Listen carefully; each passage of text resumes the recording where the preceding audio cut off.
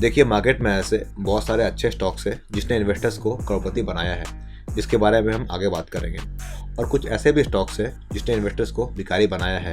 Example के तौर पर, अगर आप टाइटन कंपनी में जब इसकी आईपीओ आई थी, तब अगर आप इसमें इन्वेस्ट किए होते तो आज आप करोड़पति होते। जैसे आप यहाँ देख सकते हो, 2003 में टाइटन की शेयर प्राइस ₹3.5 के अराउंड थी एंड आज के डेट में 3,500 के अराउंड ट्रेड कर रही है। मतलब अप्रोक्स 85,000% के अराउंड का रिटर्न दिया है, as well as bonus dividend भी दिया है। एक और एग्जाम्पल लेते हैं, जैसे आप यहाँ पर देख सकते हो कि ये ₹5 का शेयर आज की डेट में 1200 के अराउंड ट्रेड कर रहा है। मतलब इसने अब तक 22,000% के अराउंड का रिटर्न दिया है। बट मेरा सवाल ये है कि पता कैसे करें कि कौन सा शेयर मल्टीबैगर बन सकता है।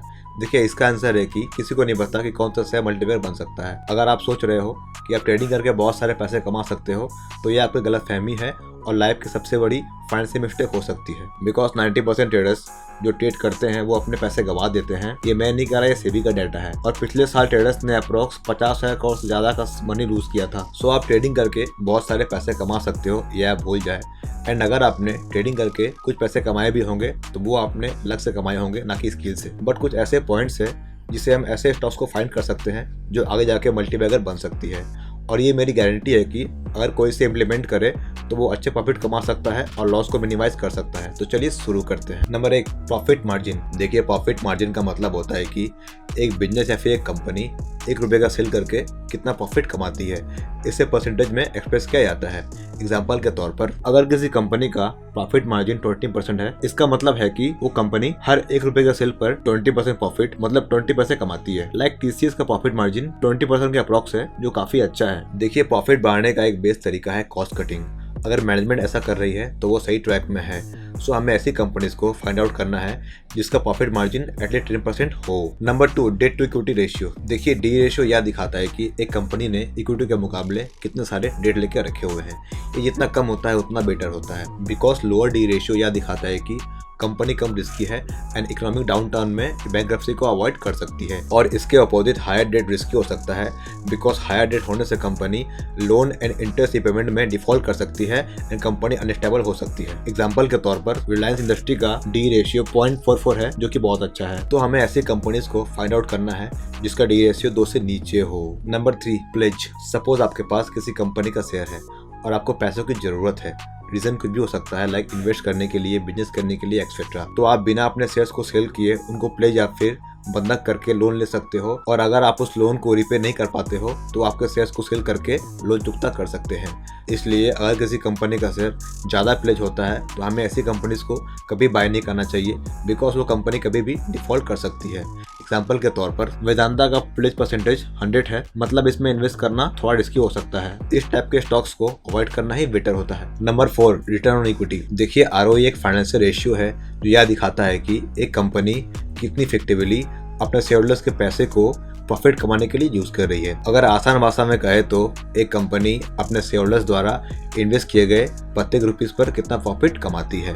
एग्जाम्पल के तौर पर, सपोज किसी कंपनी का नेट प्रॉफिट 50,000 है एंड उस कंपनी का शेयरहोल्डर्स इक्विटी 2 लाख रुपीस है, तो इसका आरओई 25% होगा। लाइक आप यहाँ पर देख सकते हो कि एचडीएफसी बैंक का आरओई 70% के अराउंड है, जो काफी डिसेंट है। बिकॉज 15% से ज्यादा आरओई बेटर माना जाता है, क्योंकि 7% तक रिटर्न्स तो बैंक एफडी दे देती है। सो हमें ऐसी कंपनीज को फाइंड आउट करना है जिसका आरओई कम से कम 15% हो। Number 5, industry growth more than inflation rate. Suppose आप किसी कंपनी के स्टॉक को पिक करते हो, चाहे वो कोई भी इंडस्ट्री की हो।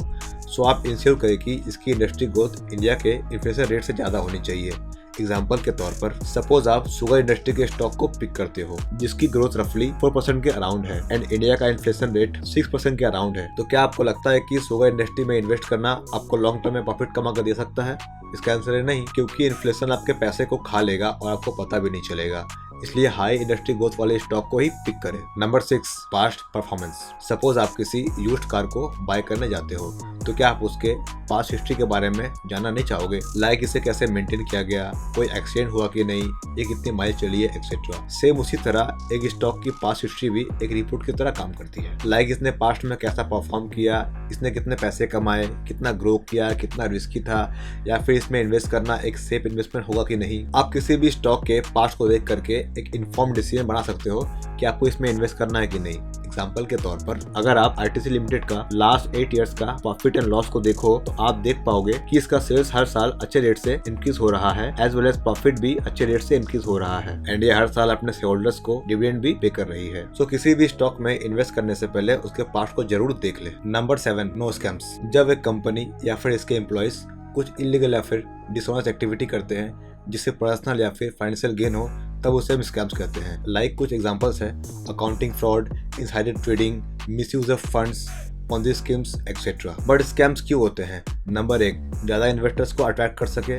नंबर 2, कंपनी के फाइनेंशियल पोजीशन को बेटर दिखा सके। नंबर 3, जो लोग इसमें इन्वॉल्व है उसे फाइनेंशियल गेन हो। और स्कैम्स के परिणाम क्या हो सकते हैं? इन्वेस्टर्स अपने मनी लूज कर सकते हैं, एम्प्लॉयज अपने जॉब लूज कर सकते हैं, कंपनी दिवालिया हो सकती है और शेयर प्राइस काफ़ी हद तक गिर सकता है। इसे हम एग्जाम्पल से समझते हैं। सत्यम कंप्यूटर सर्विसेज, जो इंडिया की एक लीडिंग आईटी कंपनी थी, इसके founder and chairman Ramalinga Raju ने अकाउंटिंग फ्रॉड किया था, जिसमें इन्होंने रेवेन्यू एंड प्रॉफिट को इन्फ्लेट किया था, जिसके कारण स्टॉक प्राइस 80% तक गिर गया एंड इन्वेस्टर्स को भारी नुकसान हुआ था। इसलिए हमें ऐसी कंपनीज को बाय करना चाहिए जो स्कैम्स में इन्वॉल्व ना हो। Number 8, dividends. देखो, आप एक कंपनी के शेयर होल्डर हो, आपने उस कंपनी में पैसे इन्वेस्ट किए हैं। सिर्फ प्रॉफिटेबल कंपनीज को बाय करने से नहीं होगा, आपको ये इंश्योर करना पड़ेगा कि अगर कोई कंपनी प्रॉफिट बना रही है तो वो आपको भी पास कर रही है, चाहे वो डिविडेंड के रूप में हो, चाहे स्टॉक प्राइस राइज के रूप में हो। क्योंकि अगर कोई कंपनी बड़ी और रिच होते जाती है तो उसको प्रमोटर्स करोड़ रुपये छापते हैं और कंपनी के पैसों से गाड़ी, घर, बंगलो, प्राइवेट जेट वगैरह खरीदते हैं और आपको एक ठेंगा भी नहीं मिलता है। So as a shareholder आपको आपके हिस्से के पैसे मिलने चाहिए एंड हमें ऐसी कंपनीज को बाय करनी चाहिए जो डिविडेंड देती हो। Number 9, alpha. सपोज मार्केट ने पिछले 5 सालों में 10% का रिटर्न दिया है, बट एक स्टॉक था जिसने 5 सालों में 15% का रिटर्न दिया है। मतलब ये स्टॉक अपने मार्केट को 5% से बीट करता है एंड ये जो 5% का डिफरेंस है इसे हम पॉजिटिव अल्फा कहते हैं। एंड सपोज मार्केट ने पिछले 5 सालों में 20% का रिटर्न दिया है, बट एक स्टॉक था जिसने लास्ट 5 सालों में 18% का रिटर्न दिया है। ये जो -2% का डिफरेंस है इसे हम नेगेटिव अल्फा कहते हैं। और अल्फा अगर 0 है तो इसका मतलब है कि मार्केट और स्टॉक दोनों साथ साथ ग्रो हुआ है, इसमें किसी का फायदा और नुकसान नहीं है। सो हमें ऐसी कंपनीज को ढूंढना है जिसका अल्फा 0 से ज़्यादा हो। Number 10, beta. देखिए, बीटा एक नंबर है जो यह दिखाता है कि एक स्टॉक का प्राइस पूरे मार्केट के मुकाबले कितना मूव होता है। अगर आसान भाषा में कहे तो यह रिस्क या फिर वोलेटाइल को मेजर करता है। एग्जाम्पल के तौर पर अगर किसी स्टॉक का बीटा 1 है और मार्केट का बीटा 1 है तो वो स्टॉक मार्केट के अकॉर्डिंग मूव करेगा। जैसे अगर मार्केट 10% से अप होता है तो वो स्टॉक भी 10% अप हो जाएगा। अगर किसी स्टॉक का बीटा 1 से ज्यादा है तो इसका मतलब है कि वो स्टॉक मार्केट से ज्यादा वोलेटाइल है। जैसे अगर किसी स्टॉक का बीटा 1.5 है एंड मार्केट 10% से मूव करता है तो वो स्टॉक 50% से मूव करेगा। अगर किसी स्टॉक का बीटा 1 से कम है तो इसका मतलब होता है कि वो स्टॉक मार्केट से कम वोलेटाइल है। जैसे किसी स्टॉक का बीटा 0.5 है एंड मार्केट 10% से अप होता है तो वो स्टॉक 5% से अप हो जाएगा। और एक स्टॉक जिसका बीटा 0 है तो इसका मतलब होता है कि वो स्टॉक मार्केट के अकॉर्डिंग मूव नहीं करता है, इसका प्राइस इंडिपेंडेंट चेंज होता रहता है। सो हमें ऐसी कंपनीज को ढूंढना है जिसका बीटा 1.5 से नीचे हो। Number 11, interesting value. सपोज आप किसी घर को बाय करने जाते हो, उस घर का प्राइस 50 लाख रुपया है, बट आप एस्टिमेट लगाते हो कि इस घर का प्राइस 30 लाख रुपया होना चाहिए, तो क्या आप उस घर को बाय करोगे? बिल्कुल नहीं, बिकॉज ये घर ओवर प्राइस्ड है। ठीक उसी तरह इंट्रिंसिक वैल्यू भी किसी स्टॉक का रियल वैल्यू को दिखाता है कि ये स्टॉक ओवर वैल्यूड है या फिर अंडर वैल्यूड। इसे हम एक एग्जांपल से समझते हैं। आप यहाँ पे देख सकते हो कि आरटीसी लिमिटेड का करंट मार्केट प्राइस 482 के अराउंड है एंड इसका इंट्रिंसिक वैल्यू 184 के अराउंड है। इसका मतलब है कि ये कंपनी ओवर वैल्यूड है एंड इस टाइम में हमें इसे बाय नहीं करना चाहिए। देखिए, इंट्रिंसिक वैल्यू एक एस्टिमेट है एंड ये प्रेडिक्शन पे डिपेंड करता है। सो हमें ऐसी कंपनीज को बाय करनी चाहिए जिसका वैल्यूएशन इंट्रिंसिक वैल्यू के बराबर हो या फिर उससे नीचे हो। अगर आप ऊपर के पॉइंट्स को देखो तो ये 15 स्टॉक निकल के आता है। आप इसे पॉज करके देख सकते हो या फिर इसकी स्क्रीनशॉट ले सकते हो। ये कोई इन्वेस्टिंग एडवाइस नहीं है, अपने रिस्क पे इन्वेस्ट करें। Thanks for watching. जय हिंद।